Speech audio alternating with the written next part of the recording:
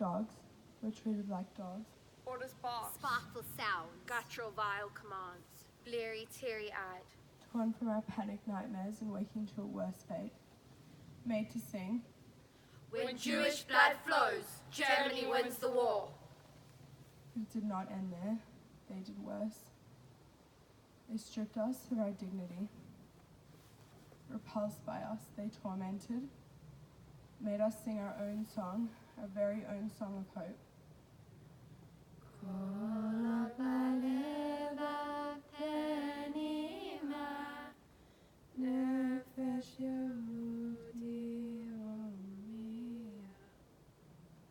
To a place which is the absolute antithesis of the song's meaning. To a place of no hope. Lo hayatikva! Lo hayatikva! Lo hayatikva! We were told to march to Lopuchowo Forest. So we marched. March! March, march, march!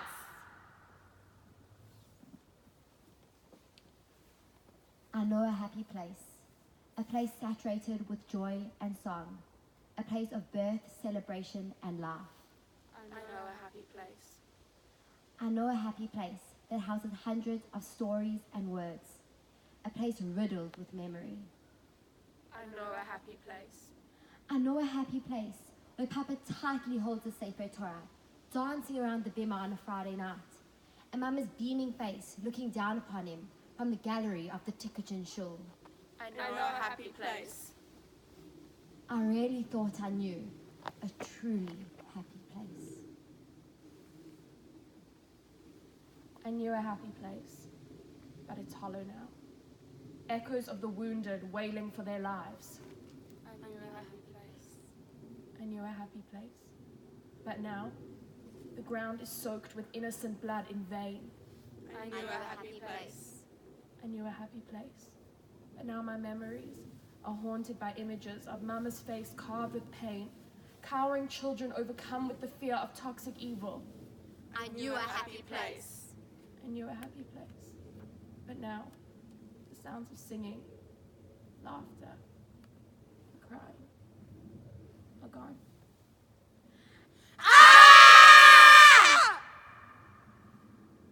And now the silence is deafening.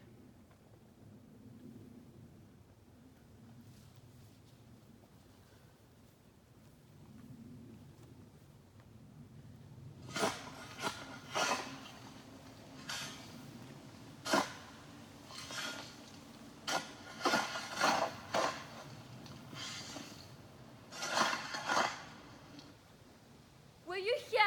Did you see them? Were you here? Did you hear them? Were you here?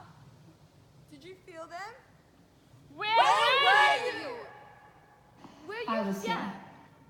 Were you here? Did you see them? They were marched, staggering barefoot through the jagged woods, weighed down by the gravity of their fate. It was a cold night, cold enough to freeze the blood in your veins. You did not know cold like they did. I was here. You do not know the face of a 4-year-old girl, one who knows her own death.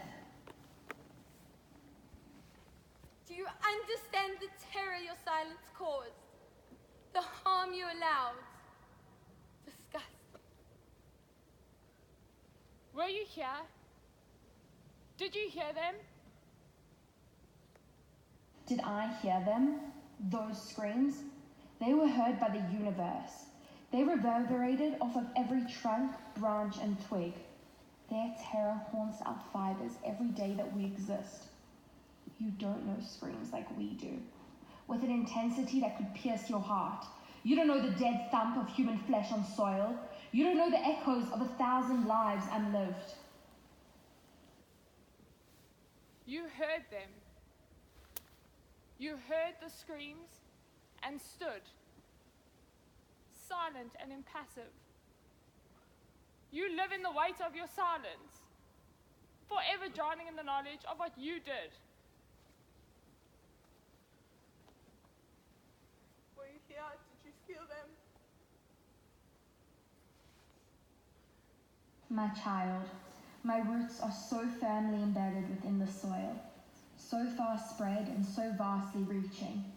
I feel everything that happens in these woods, every weight and every pressure applied to the soil surface. Nothing is surpassed, and nothing is unnoticed.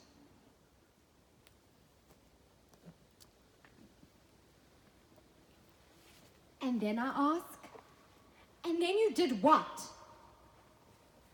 The trees say, we cried.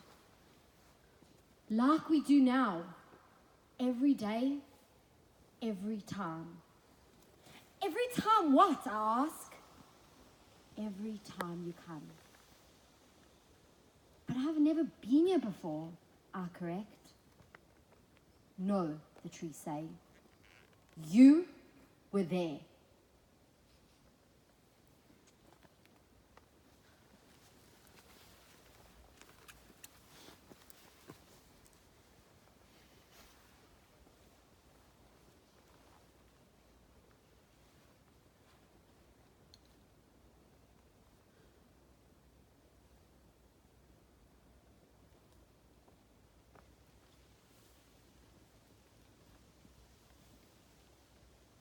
We now walk into the Lopuchowo Forest, journeying on the path of our ancestors to the destination of the killing pits.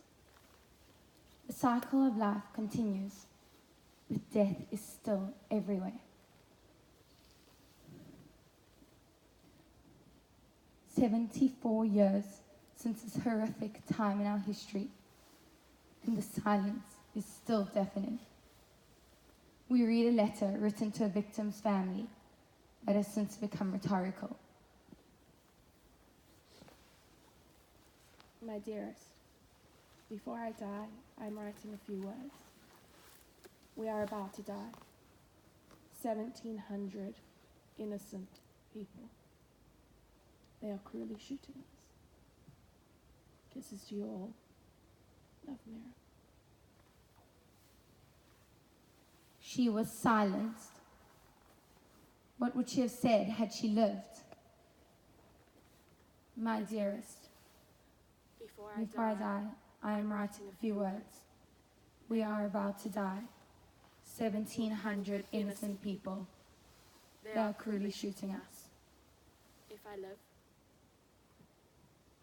I would have joined a youth group which valued Aliyah and work in the land of Israel. I would have loved to further my education as a university student in Tekes, studying law, or advocacy, or politics, or even anthropology. I would have led the debating to inspire change. My mom always said I was a good arguer. I would have found a boy and fallen deeply in love. I would have created a Jewish home which was filled with the scent of freshly baked challah and the sounds of children playing in the garden. I would have told my parents I loved them. I would have hugged my sisters one more time. I would have shared our story of the Jews in Lupochowo. I would have spoken. I would have sang. I would have shouted. I would have cried. I would have laughed. I would have lived. but at least I wouldn't have been silenced.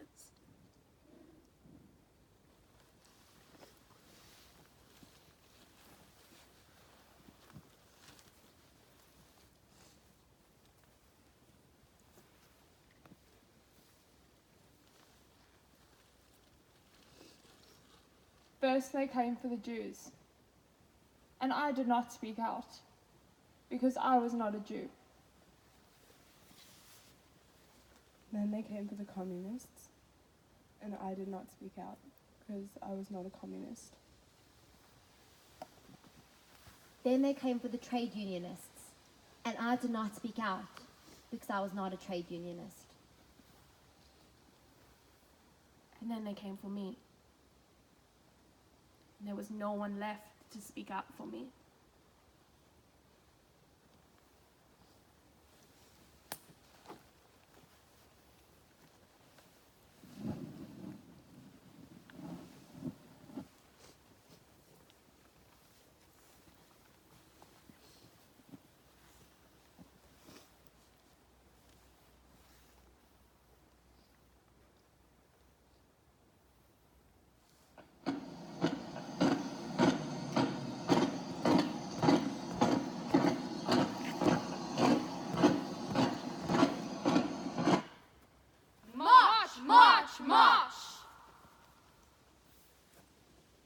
Soft light streams, basking well-fed faces, pulling us from dreams of good pasts and brighter futures. We are the supported. We are the fed. We are the opportune. We are the free ones. We walk into Lopuchowo Forest, wanting to sing the song of our national anthem, Hatikva.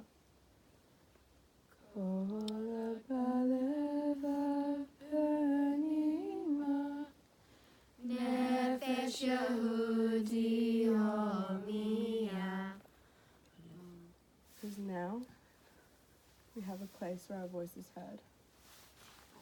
And now we sing for the ones that couldn't.